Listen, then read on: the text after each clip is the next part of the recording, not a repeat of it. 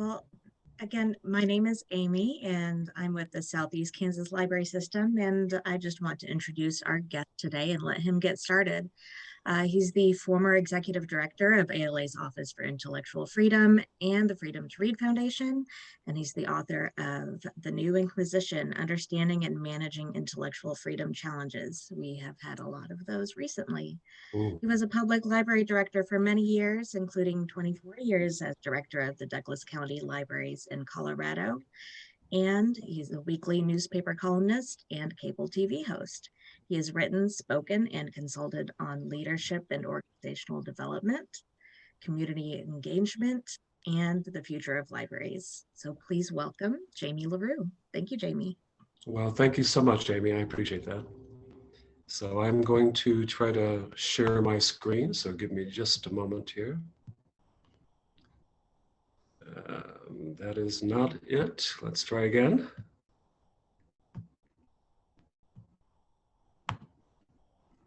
Okay. I'm assuming we have things up now. Is that correct? Okay. So today we're going to be talking about the thing that I have observed that in many libraries, this may be the greatest single impediment to progress that we have. And that's the fact that we don't spend the time to have a 20-second talk. Sometimes we will avoid that talk for 20 years. It's kind of like marriages. First, I'm going to have Paul read out, and I just want you to go over to chat and say, please identify yourself. Are you a supervisor, wannabe supervisor? Do you fall into public academic school or other? And Paul, if you can just read those as they come through on chat, just kind of curious to find out who we have with us here so far. Yes. Lots of responses coming in. And Okay. The first one I see here, I believe, is supervisor in a public library. Supervisor in a public library, supervisor in a public library, supervisor other, supervisor public, supervisor public, supervisor public library, HR manager and supervisor, public supervisor, supervisor public, supervisor, supervisor public, public director, supervisor public, academic, co-supervisor, director public library, other, supervisor public, supervisor, supervisor public, library director, supervisor, supervisor public, public director, other. I am a university library. I supervise one part-timer and one full-time employee. Supervisor public, director public, supervisor school, welcome.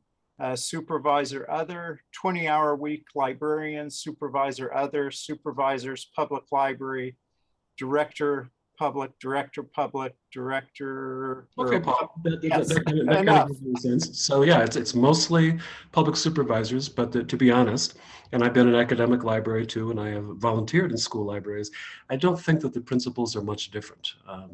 I'm not at all surprised that supervisors are the ones that show up to a workshop like this, because this is an issue that every supervisor faces. And so this is almost like a rhetorical question. I'm not going to ask you to respond in chat, do you have a personnel problem? Because I'm kind of assuming that every library does. That there's at least one person that we haven't quite found the way to make a connection to them.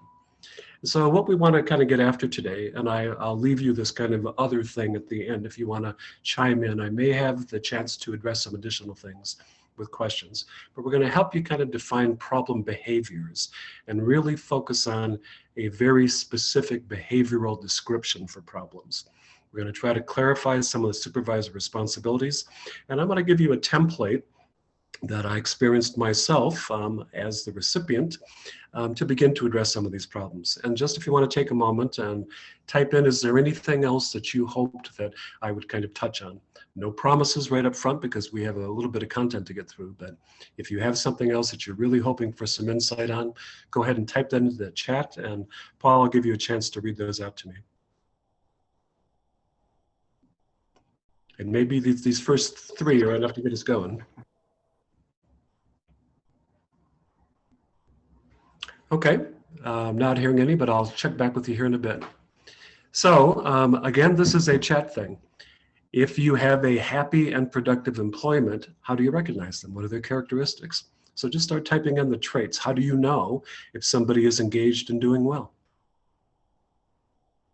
And Paul, just read them as they come through. All right. First one that came through said handling pushback, but I think that was for your original question. Oh, gotcha. Okay. Smiles on your face, productive, smiles, engaged,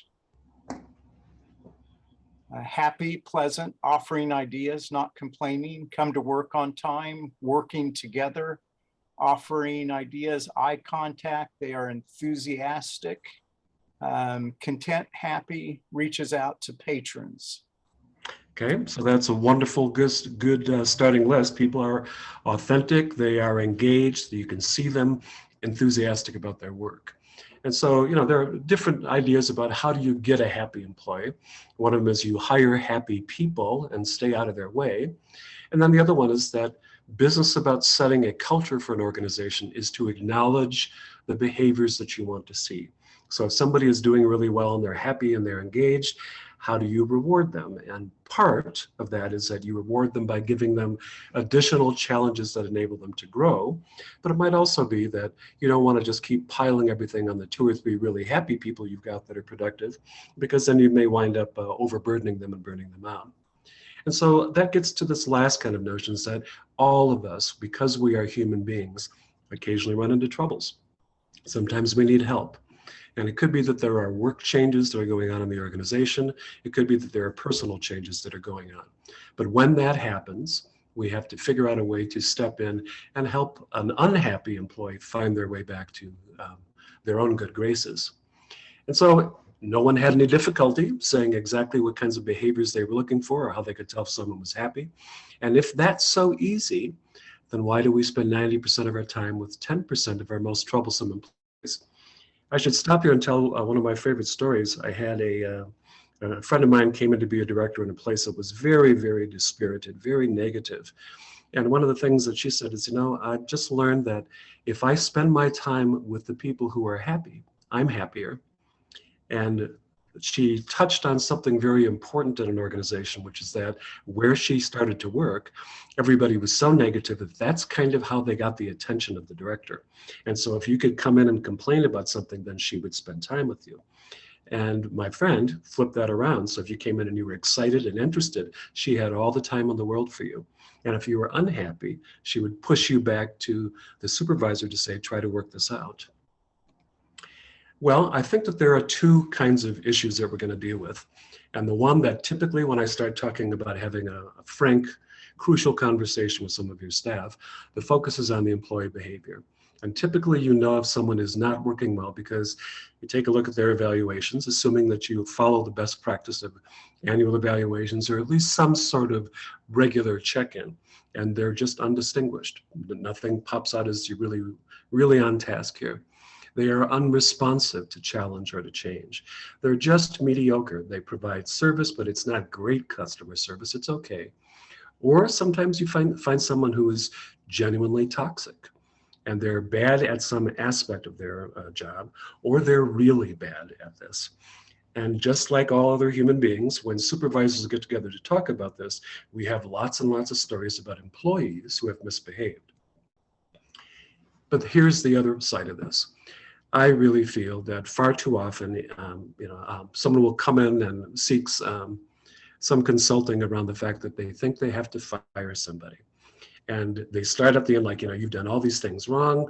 But I want to call out this idea that you as a supervisor have deep responsibilities.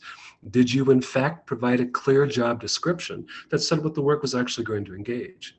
Did you orient people? Did you give them the kind of training that they need so that they wouldn't look foolish out in the working with the public? Did you alert them to the specific job challenges? Did you step in when you saw a problem was small and you failed to fix it when it was small? Did you demonstrate compassion for some of the issues? Do you have fear of confrontation?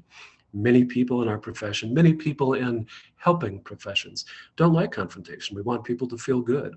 Or is there some other aspect in which you have failed to step up? So in other words, your employee cannot succeed without a good supervisor. Now I have to tell a story on myself. Back when I was in library school, I was in a terrible relationship, and it broke off, and I was, very distressed. And I had just started my job as a graduate assistant, and I was supposed to be overseeing the paging operation for quite a large library, a 10-story building with about an acre of books on each story. And I was feeling very sorry for myself. I was very self-absorbed and, a lot of pity. And I was sitting there one day with my feet up on the desk, feeling bad for myself. And my boss, Frankie, walked past and she said, she said, Jamie, I wonder if you could join me in my office. And I thought, oh, this isn't going to be good. And here was the whole talk.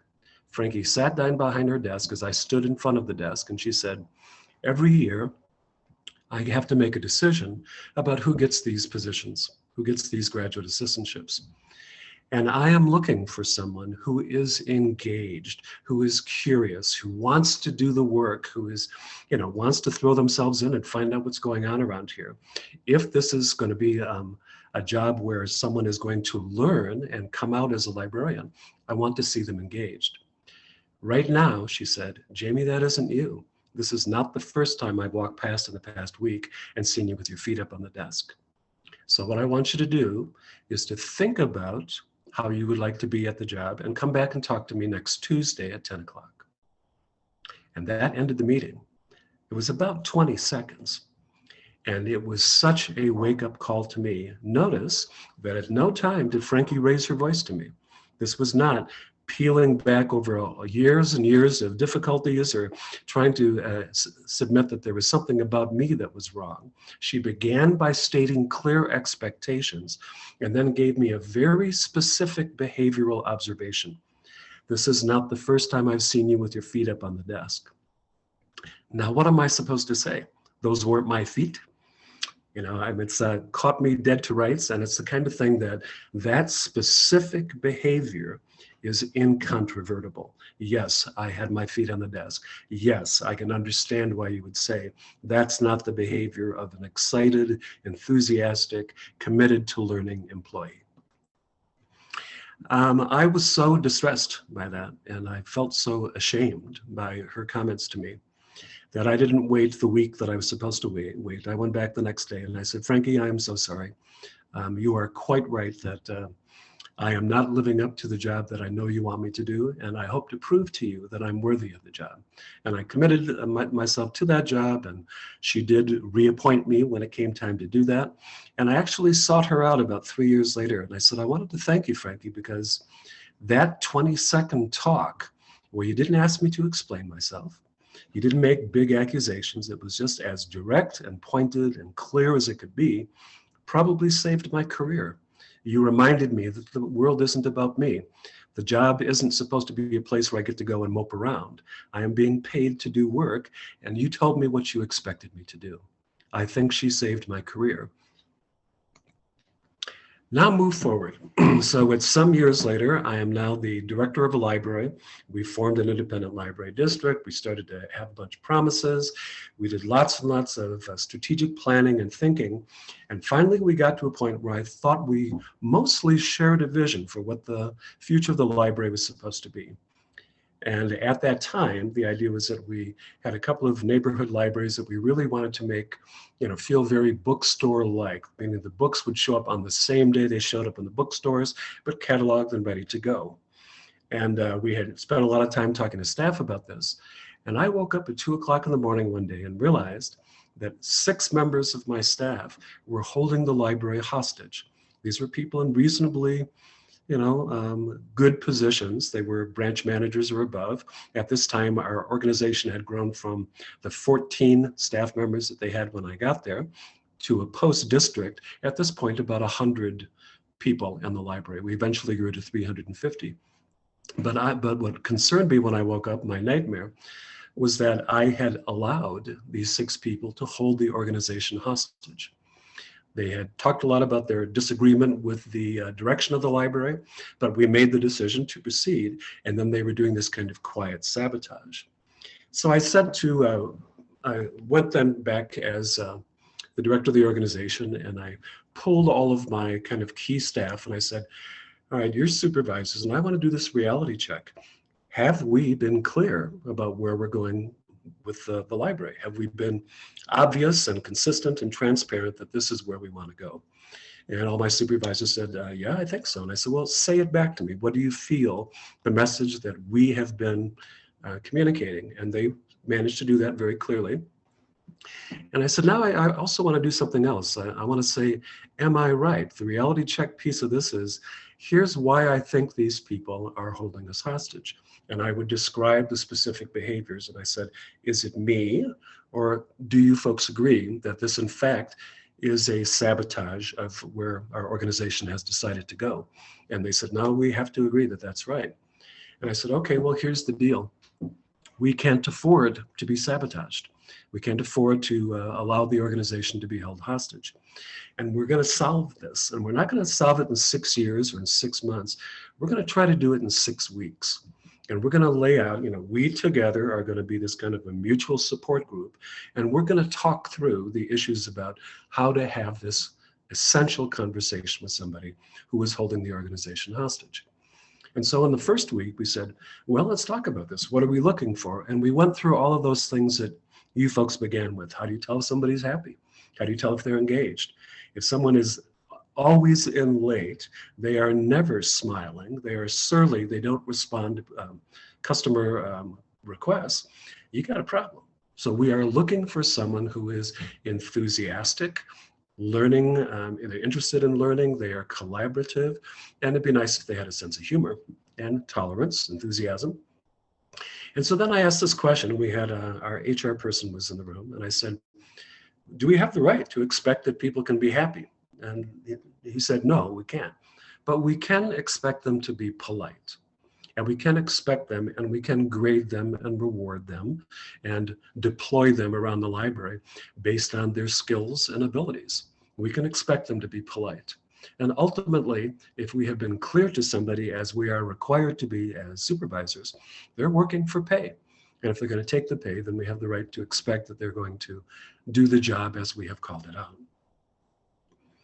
I feel like that might be a good place to stop. Any questions here at this point about, just trying to get clear about what is a shared expectation within our culture about how people are supposed to behave on the job? Any questions here? Okay, I'm moving on. So just some kind of observations about culture. I've heard this statement several times from librarians I respected a great deal, and they said, we always talk about organizational strategy, but organizational culture eats strategy for lunch. Meaning if you allow a toxic culture or somebody always gets away with something, that's sort of permission for them to get away with it. And what we want is people that will be helpful and collaborative, and we want folks who feel that they come up with solutions, not just problems. They also will come up with problems. Anybody who's paying attention should notice that there are some things that aren't working, but they don't stop there or try to delegate it all up. They say, here's something that we might try. In our second week, we got into the really interesting part. And I would say, okay, each of the supervisors in the room has one of these 6 people, as do I. And let's say first, can we get it down to 25 words or less to say, what's the problem? And now I want to come back again to one of the key takeaways about this. There is a huge difference in the way we talk to employees about whether we are passing judgment on them or we are calling out behavior. And so to give you some examples, I had an employee one time, and she was quite a large woman. And the staff, I noticed, got more and more angry with her because they felt that she was lazy. They would describe her behavior as lazy. And I said, well, what do you mean by that? And said, well, and then finally we would get it down to, well, there's a patron who walks up and stands at the desk, and they're waiting for someone to notice them. And Margaret never looks up. She's lazy. And so the problem wasn't that Margaret was lazy. The problem was that she wasn't making eye contact with staff. And the judgment piece, if I say someone is lazy, of course, I'm going to stir up all kinds of defensiveness in them.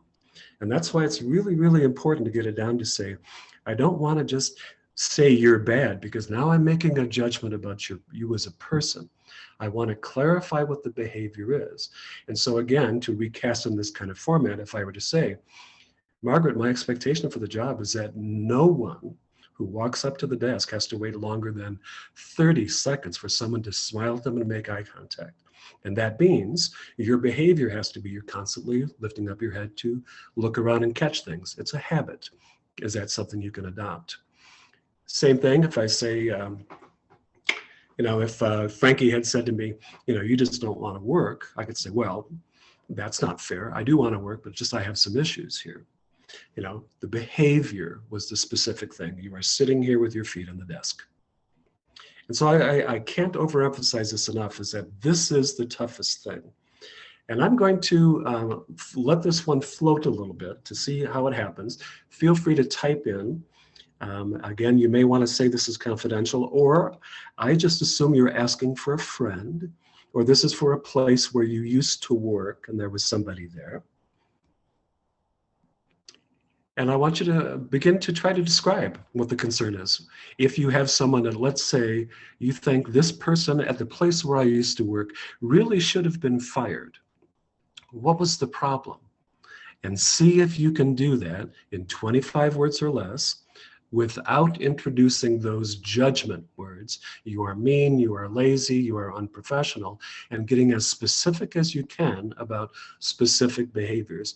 No eye contact, eye rolling in a meeting, showed up late, what they said, not just how they said it, not your interpretation of their actions, but as close as you can get it to the specific issue. And I'll just kind of stop every now and then, Paul, and come back and say if we have anything coming in. This is the heart of it. If you can't describe in 25 words or less without the judgment with specific behaviors, then you haven't figured out what the problem is, and the behavior is likely to continue. In our third week, we said, okay, now we want you to come back and we want you to practice this talk. We want you to do the first draft of the talk and what the ground rules are. And again, what I would say to people is that it's not supposed to last longer than 20 seconds. You're not asking them to give their side of it. You're not asking them to debate it. You are just getting their attention. And my little graphic down here is like, I felt like when I was being so self-absorbed and incompetent as an employee, I was in my little balloon bubble. And what Frankie did, what her talk was just by never raising her voice at me, by never accusing me of anything, by beginning with her expectations, she popped my bubble. She got my attention. And by then sending me home to say, I want you to think about it, it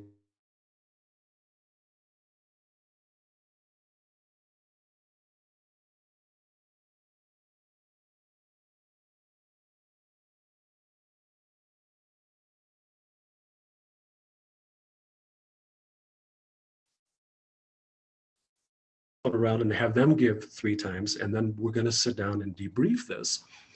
And the script would be something like, it always began with, we need someone who is consistently polite, collaborative, someone who shows up as eager to learn, someone who demonstrates a genuine interest in the projects of others and the service for our patrons. So not all of those things, but we need someone who, a clear expectation.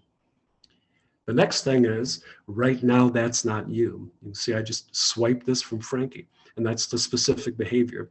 We are looking for someone who is engaged, and for the 3rd time this week, you fell asleep in the middle of our class, okay? Very specific behavior. And then the 3rd script, the 3rd point is that you have a decision to make. So as you continue working, think about it, come back and see me, and give a specific date and time. Come back and see me Tuesday morning at 10. And tell me what you've decided. And what I want you to take away from this one is that notice that you're not spanking somebody in public. You're saying, maybe no one has ever told you in clear, inescapable terms what the expectation of the job is. So we're going to start there. We're going to start with my responsibility as supervisor. And then I'm pointing out the specific behavior and why that's a disconnect. And now I'm looking at you with respect and say, I want you to think about it and come back and tell me what you've decided. And I have to tell you that practicing that script, getting it down to that in specific, here's my expectations. We were pretty good about that. That was our first week that we tried to think that through. But the second one is, again, that 25 words or less, not on and on forever, not keeping track of every mistake somebody has made, but finding a specific behavioral issue that captures what the issue is. Now, what may happen, and people have asked me about this, HR people sometimes and union people, they say, are you threatening my job? And the response is no, I want it to be absolutely clear what we need. And you have to decide if you want to do that. It should be clear that sometimes work responsibilities change, that's well established, and we may need a different set of skills, and we may be looking for people who can make that change with us. But we need to know whether or not you're going to step up and do your job. And I have to say that, again, talking to HR people and talking to union representatives, they say, you know, in fact, no, we don't see this as a threatening thing. This is something that should be happening every day on the job, right? Every day on the job, a supervisor should be reinforcing the things that are positive and interesting and important about the job, and identifying when things are small, when the behavior doesn't match up with that vision. That's just what a healthy culture looks like. Everybody helps each other do well. So this is not a problem. This is not spanking, as I say. This is a clear, honest, authentic communication. So again, third week, and we had him buddy up, practice again 3 times. How did it feel on both sides? What worked? What went wrong? And again, one of the ways that you get used to doing something that you know is difficult is practice. I've done a little bit of community theater, and you can't put on a good performance if you don't rehearse. And so this idea about building an internal group where all of us were keeping each other honest, and we were listening to how we made that talk, because we wanted to make sure that the way we communicated with our staff was direct and didn't go on and become tendentious. On the 4th week, we said, okay, now we want you to book the talk and give it. So between the 4th and the 5th week, summon the person into your office, have the 20-second talk, and give it. One of the interesting things that happened at this point is I had one employee who said, you know, I hear what you're saying about rehearsing, and I hear that it's 20 seconds, and I know I should be able to memorize it, but I've written it out as a script, and how do you feel about me reading it to them? And I said, I think that's okay. If that's what you need to do to feel comfortable, that's all right, but make sure that you are beginning with eye contact and ending with eye contact. You may have specific things you want to say in a specific order, and you want to get it right, but don't allow yourself to be derailed. And that will happen very often. And it happens far more often if I use those judgment words. If I say, well, you're mean, they say, no, well, you're mean. Or if they try to explain, you say, no, that's not what this is about. I just want you to think about what I've said and come back and tell me what you've decided. On the 5th week, everybody came back and we reported out and we said, how did that go? And we gave each other the feedback and the support. And I have to say that not to my surprise, when we were this clear and we were this focused, we didn't have people bursting into tears. We didn't have angry denials, but we also weren't pausing to give that an opening. We were saying, you know, we're not trying to do crisis intervention here. We want you to think about what we've said. Okay, now I feel like before I move on to what happens when it works, any questions about these other steps? Anything that people felt like I skipped over too fast or they want to talk more about? So Paul, let me know if we have questions. No, there's no questions at the end of your presentation. There is a query from someone to the group that I'll be glad to call to your attention, but no questions yet about the process. Okay, so now let's talk about what happens. Then there's a split. So out of the 6 people that we had, 2 of them resigned right away. And one of them came in the next day and said, you know what, you're right. I don't agree with the direction that you're taking us in. And I think I would be happier working for someone where I did agree with the direction. And I was able to give her a positive, recommendation for the next job. And she went off and she was fine. Someone else said, you know, I hear what you're saying and I'll stop causing you trouble. I'm not going to be fighting you anymore. And I may be looking for another job, but that might take me a while. And I said, absolutely. If you're working with us and you're making these steps to help us move the organization forward, that's fine. And about a year later, in fact, he did move on. The second thing that happens is they might say, well, I've thought a lot about this, but I need some clarification.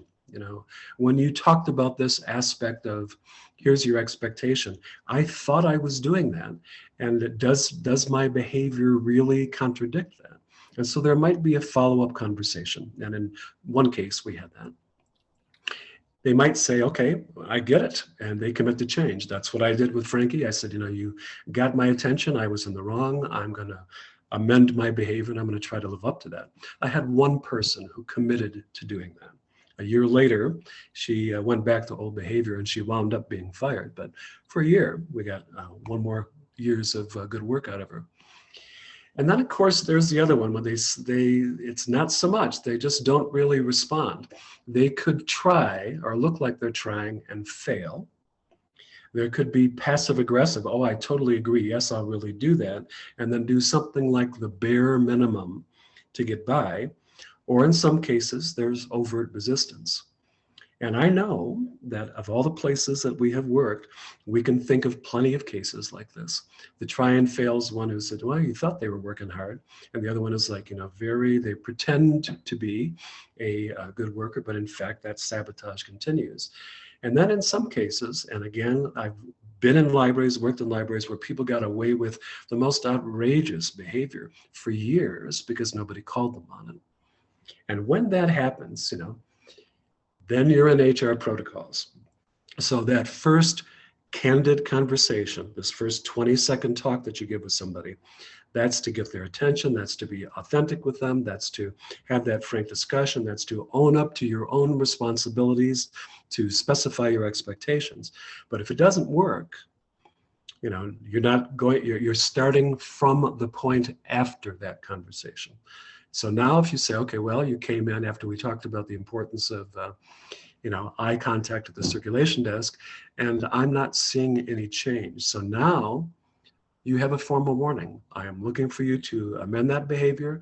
Here's a customer service workshop I'm sending you to. You only get to do this once more, and then you may be terminated. And so again, now you're into the documentation and the HR kind of protocols thing. But my feeling was, and the thing I really want to point out here, was that, again, if it worked, of the 6 people, 4 of them removed themselves from the organization. And every one of those 4 landed in a better spot. They landed in a job where they agreed with the supervisor. They liked the direction of it. It wasn't a bad thing for them. It was a good thing for them. And because that removed that sabotage and that kind of passive aggressiveness from the organization, we could hire and replace those people with folks who did agree with this kind of organizational direction. And so the organization moved so much faster after that.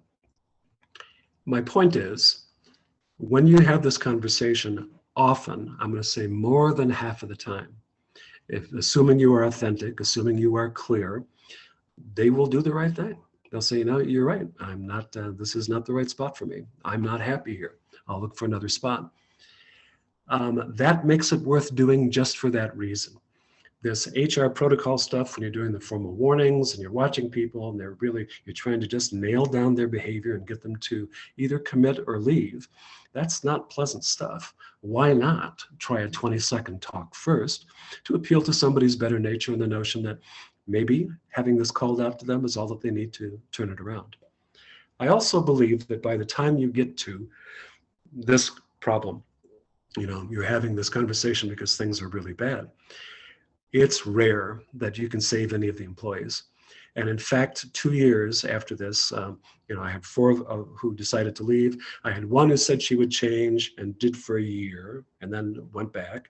And then I had 1 who was just, I have no idea what you're talking about. I think I'm doing a wonderful job. And so we did have to follow more HR protocols for that. And it took 6 weeks, but we fired her at the end of that time. So again, the stories about where people go. We had folks who were desperately unhappy at my library who went somewhere else and did a different work under a different setting, and suddenly we're very happy. And so again, I want you to say that as a supervisor, the fact that someone gets separated isn't necessarily a bad thing. It might not only be good for the library, it might also be good for the person who's leaving, because they have a chance to reimagine and to refresh themselves.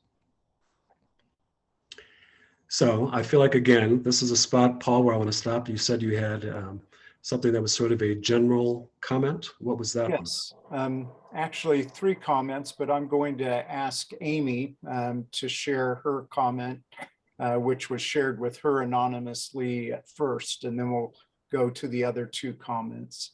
Sounds good. Amy? So our anonymous question is, how would someone balance being understanding with someone having great difficulty in their personal life versus expectations for work behavior? Good question. And I think, it can certainly be the case. Let's say that you've noticed that somebody has a real problem and it turns out they've been diagnosed with cancer and you don't know about that. But this is not a counseling session. This is just the supervisor's responsibility to say, here's the expectation, here's the behavior problem, think about it. And then when the person goes away and they come back, they might say, well, I've thought about it and you're right. And the reason is, I am deeply worried about my health. I'm deeply worried about my children at home and the fact that they might lose a mother. And that's a different conversation. Then at that point, you can have that compassion. You can offer things that supervisors can do, like, counseling or, referrals to various things, or the opportunity to talk and to think about a little bit more. But I feel that it's wisest and ultimately fairest to the organization to separate the idea of organizational expectations from the need for counseling. And if the need for counseling comes in, they should tell you that, but it's not during the 20-second conversation, because you want that message to get through. Okay, and what was your second issue, if there was one? The other issue involves speech outside of the workplace. The comment is, what if there are other outside issues that are the problem? For instance, a chat group that involves texting other coworkers, etc. It's all happening outside the library. Can we actually tell them that they can't talk to each other? It seems dicey. Yeah, it is dicey. And it's one of these things, like, on the one hand, I have always believed, like, I really do think that free speech is something that we should practice. And that means that when somebody gets away from their job and they're venting or they're talking about work stuff, there's been some legal work around this where you have the right to talk about your job if you're elsewhere. But it might also be the case that you could say to somebody, I was on Facebook and I saw that you went off on a 15-minute diatribe against some of your coworkers, and I just wanted to ask you, have you thought about how they're going to feel when they see that? And that's like maybe a separate conversation. I am looking for someone who, is collaborative, and although you have a right to speak freely on your own time, I want you to be aware that some of these, that your behavior has caused some difficulty. We have many people with injured feelings about that. Think about how you'd like to handle that. And then there's a third comment. When the employee doesn't get her way, she walks away from the director immediately, then finds a workaround to get what she wants. Well, that's that passive aggressive behavior that I talked about. And so what that means is that after that conversation where you've said, we need people to resolve problems. And when you stand up on our expectation is that people will hang around to have the difficult conversation to figure out what we need to do together to make this right. The behavior problem is that when we get into conflict, you stand up and walk away. And that can't happen anymore. Think about that, come back and let us know. Those are the comments for the moment, Jamie. Okay. So again, to kind of restate here, before we start saying and thinking, feeling bad things about our employees, we have to ask ourselves, have we been clear about the expectations? It should be something we can get down to a sentence.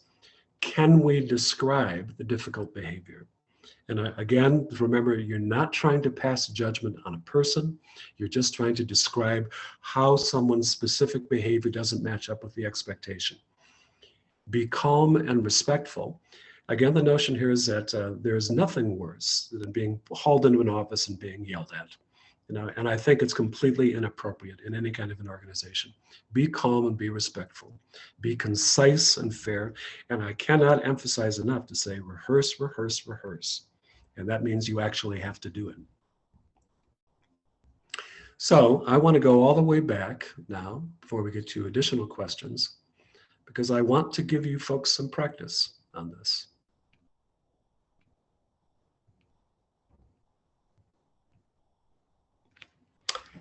Think about your problem employee at that previous job and give me 25 words or less. What's the problem? Be as specific as you can. And I might even go ahead and stop sharing this, if I may, so I can read the chat myself. That's okay.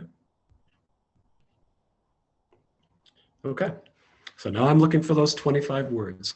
And so the way to try to do this is, just and imagine you're just talking to yourself. This is you beginning to craft this message. You've said our expectations are whatever you believe them to be. And now give me a sentence that says how that person did not meet the expectations. Okay, and I've got a good example here. It says, Mary, my expectation for this position is that you act professionally and polite here. Mr. X asked you something and you laughed. Okay, so one's off. It could be, yeah, that struck me as funny. But like, is this a persistent issue? And that's something that, again, we're not just laying in wait to catch somebody doing something wrong. How did they laugh? Again, notice that Frankie had said to me, this is not the first time this week I've seen you with your feet up on the desk. If you were to say, this is the third time in the past month that I've seen you dismiss patron concerns at the desk, that has more weight, more meaning.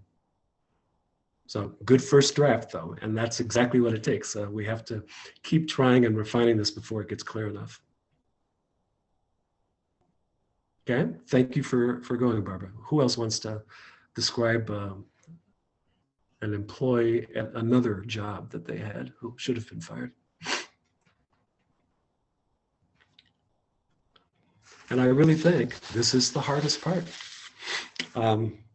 If we don't wind up getting, people can feel a little bit on the spot by trying to come up with this, but I want you to sit down with the supervisors in your organization to try to have this conversation, to say, let's try to identify one person and find that respectful way to describe specifically what the issue was.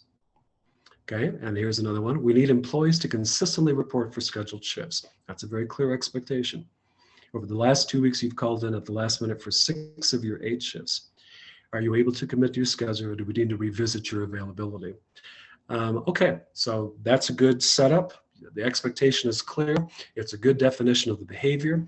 But I would say that last one, you need to be careful because it opens the door for them to make a decision right then. I cannot emphasize how important it is to give them the break. After you say, here's the expectation, here's the problem, think about it and tell me what you have decided to do. Because it's very clear, being late is not acceptable. What solutions can they come up with? Second one is, or next one is expectations to make library experience outstanding for every patron. There are patrons who feel intimidated by you due to a lack of smile and approachability. So this one, be careful. You're getting on the edge of that judgment. People feel intimidated. Someone said to me, it's like, well, who said they were intimidated? You are making a judgment about the outcome rather than just an observation. And so I want to say, again, we're looking for, we want the library experience to be outstanding. We want people to feel very welcome while they're here. I've noticed that you were dealing with 3 patrons in a row and you didn't smile once. We are looking for more welcoming behavior. Can you think about that and come back and talk to me about it? So again, keep the judgment out of it. Keep it down to the level of description. This is tough, by the way. Here's an anonymous one. Expectations to make libraries. Oh, that's the one I just read. Even if that's what the patron said. That's fair. So if you come up to somebody and say, we are looking for a welcoming environment, we want outstanding service. And I just had a patron who came in and told me that they felt that you were very intimidating to them. Can we talk about that? But again, intimidating is still a bit of a judgment. And now you get into he said, she said. So it's so much easier to be more specific about what you have observed directly rather than what's hearsay. Okay, here's another one. We value and expect employees to be courteous to one another as well as patrons. Your decision not to acknowledge when a coworker does not show courteous behavior we value. You are not responding to coworkers' greetings in the morning. Can you see how that's a problem? Next Monday at 2 p.m., let's have another chat. Think about it, like to know what your thoughts are. So you've got the setup and you've got the end. Now let me figure out what exactly the behavior is. The statement, your decision not to acknowledge when a coworker does not show courteous behavior we value. That's a little unclear to me. It seems like if you were to say, I've noticed that when other coworkers come in and greet you, you are silent. You don't respond to them.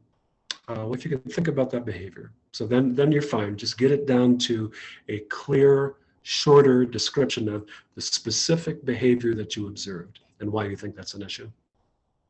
And again, don't open the door to say, can you see why that's a problem? Because now it's an argument. Now you're setting them up to disagree. This is not a conversation. This is a one-way communication of expectations and definition of a behavioral problem, and give them the opportunity to think about it. Don't invite side conversations, because then it goes on for an hour and you lose the point of it. I always say, if you can't say it in 20 seconds, you don't know what you want to say. So why is this webinar so long? Right. Expectation for your position is to provide support at the circulation desk, but you're often found away from the circulation desk, perusing the internet. Okay, again, you can see how that might be service, right? I mean, it's possible here that somebody was asked a question, they go out in the stacks to help them, they see an internet terminal, they go over and they're helping a patron do that. So again, what this requires, and this is why rehearsal is so important, say this to someone and see how they respond. Do that practice to find out what sort of lack of clarity that you may be responsible for, or an invitation for someone to dismiss the issue. You have to be very, very specific about it. So this one feels like that's a little more work for me. Often found away from the circulation desk, yeah, because there's too many reasons that someone could be away. Okay, these are good attempts. This is exactly what it takes. You have to practice it. Okay, anybody else have any others? Take another whack at it. Okay, here's another. My expectation is that you act professionally and polite. Yet when patrons ask for your assistance, you laugh at them. Can you understand why that's a problem? See, two problems with this one. The first one is when patrons ask for your assistance, you laugh at them. It's not specific. It sounds like that's something that happens every time. Does it happen every time? Which patrons? And then all that somebody has to say is like, what were you talking about? I just had this great conversation with Joe and we had a wonderful time and he left very happy. So it's not always like that. Who's saying that I'm doing this? And so it's just not incontrovertible enough. It would be much better to say, I heard you laughing at the child who turned away and left crying. That's a lot more specific. And then that last one is, can you understand why that's a problem? Again, you're inviting people to agree with you. And if they don't agree, or if they feel like they want to defend themselves, now you've opened up the door and that conversation goes on and on. So again, keep control of the conversation so you are communicating the expectation and the behavior. Okay. And I appreciate your willingness to take 2 bites at that apple. That comment, that's really good, because that's exactly what it takes. And again, I can't stress the importance of doing this with somebody. Be on both sides of that. Be on the side of the one who's trying to communicate clearly, and be on the side of the person who knows that they're in trouble, but they want to feel that it was fair. They want to feel that it was given a clear presentation of what the issue was, and then they don't have to come up with something on the spot. Because when people feel threatened, they often act out. Okay, here's another one. Our expectation is to keep our personal beliefs out of the workplace. I've heard you speak about your opinions on the vaccination. The workplace isn't the place to discuss individual options. Now, this is something that, in fact, there has been a lot of law around. And often it's the case of librarians. I include myself in this too. I used to think, I have the right to speak freely at the library. Well, employment law. If people feel like you are, in fact, disrupting your services or you are damaging the library, they have the right to say no politics, no political statements of any kind. Don't weigh in these things. Don't argue religion with the patrons unless it's a religious program. That part is clear. So I think you are well within your rights about confronting the person about that. So is there anything that I would change about it? I have heard you speak about your opinion on the vaccination. Again, I would like to be more specific. I walked past today and I heard you saying to a nurse that vaccinations are a hoax. That's very clear. She can't, what can she say about that? Yes, I did say that. And so again, you want to keep it down to a specific incident rather than pointing at a big pattern of use. Next one, our organization needs materials prepared for our patrons timely and accurately. 3 times in the past month, documents have been sent out with errors and have resulted in multiple follow-up questions. Let's chat Thursday morning, Monday morning at 8 a.m. to discuss how you'll prevent such errors from happening in the future. Well, now you are directing them to come back with a specific kind of situation, with a response. They might come back and say, you know what, I'm not happy here. I want to leave. And at that point, you may not want to save them. So again, I want to, don't be so prescriptive at the end. I like we want to do things in a timely and accurate fashion. We've noticed that there have been 3 kinds of errors and multiple follow-up questions. That one may be a little vague. Errors, she might say, well, if there were errors, how come no one told me that there were errors at the time? Follow-up questions, what kinds of questions? Were they reasonable questions? Were they questions I was responsible for? So again, keep practicing to get it down to as specific as possible. And again, don't try to say how you're going to deal with it. Come back and let me know what you have decided. I think that's far more respectful. It was her brother. That's great. Okay, any other comments coming through? Have I cut them all? Want to check time here. I think there's one more comment in the chat, Jamie. I'm not seeing it. What is it? Okay, it says, Jane, you have clocked in late for 6 shifts in the last 2 weeks. This is challenging to maintain a schedule for everyone. Our expectation is people will be able to come and go from work on time. Can we talk at 8:30 Friday morning about what we can do to help you get clocked in on time? Once again, there's a little over prescriptiveness at the end, because now you say, come back and we're going to work through this issue. Leave it at, come back and tell me what you have decided to do. And what that might mean is they come back and they say, yeah, I'm habitually late and it drives me crazy and I'm trying to figure it out. Well, now you have the opportunity to say, well, let's talk about some things we can do together. But again, hold to the script. The power of the script is that you give somebody permission who is behaving badly within the organization, not just to commit to amend their behavior, but decide maybe I'm in the wrong place. So don't push too hard for a particular solution. Let them decide.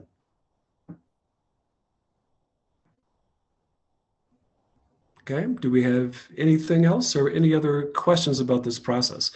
And again, I recognize how extremely awkward and painful this can be to do, which is why it's important to practice and why it's important to keep it brief. If you can get it down to 20 seconds, probably the message has been communicated, and then stop. Okay, and Barbara was asking, will the recording be available? And it certainly will. And do we have another message coming through here from Direct messages? Just an affirmation, yes, because I would like to watch this over and over again.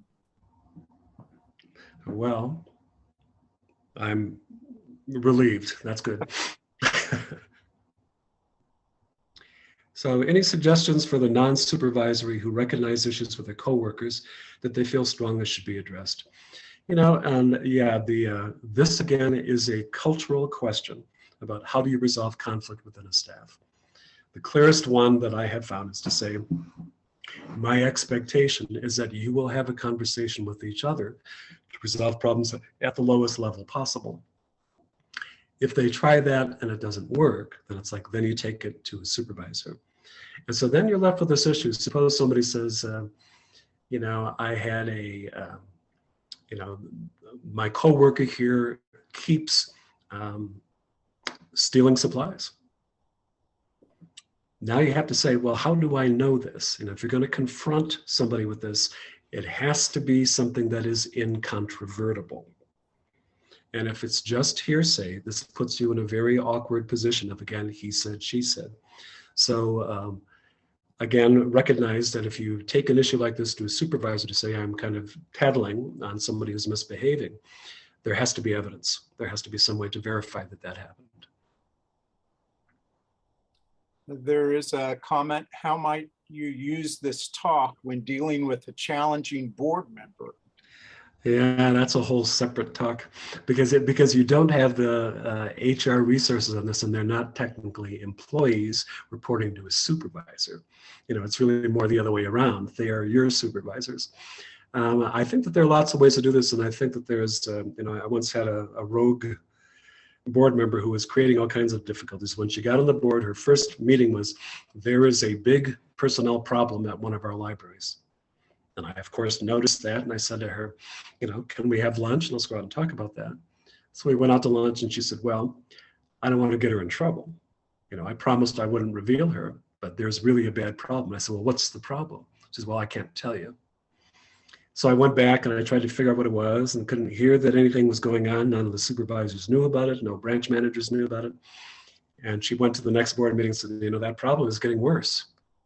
So then I said to my board president, could you talk to this board member and ask them what the issue is? Because I can't fix it by myself. And by her taking somebody else's complaint and giving it up to the board, that staff person thinks that the problem has been handled, but it hasn't, because the board member can't make any difference with that. So the board president and someone else have met, and they met with her, and she says, well, you know, it's a problem and I have to protect this person. And finally, what our board president said, you know, I'm up for reappointment this year, and I want to put together a evaluation of my performance for the rest of the board. Do I deserve to be reappointed? And I think, you know, maybe we should do this for all of our new board members. And when they started talking about the expectations, about what the chain of command was, how you reported problems, that board member did much the same thing that we talked about here. She didn't seek reappointment. We got rid of her. So again, it's the same issue. Here's our expectation. Here's the behavior that you're doing. And what are you going to do about it? There's one additional comment. Thanks for this guidance. Withholding solution talks so that the ball is now in the employee's court invests the employees more deeply in the outcome, which makes you partners in a process rather than combatants in a contest. That's exactly right. You know, and the idea is you're not trying to get into an argument with your staff member. You are trying to do your job.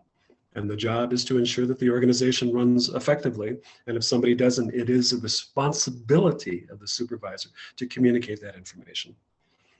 And then see what they want to do about it. Okay, I feel like we have gotten right to the end of our hour, right? Well, thank you so much. And again, I appreciate the courage that it takes to begin to put out these sort of draft statements, but this is the beginning. And so I really strongly encourage all of us to say, when we allow somebody to come in and misbehave, first we have to ask ourselves, what is our responsibility here? Have we been clear? And then the second one is that if we want to build a culture where people genuinely feel empowered, then they have to have the ability to make decisions. Okay, thank you all very much. I think we got to all the questions. Okay, anything else that we need to do?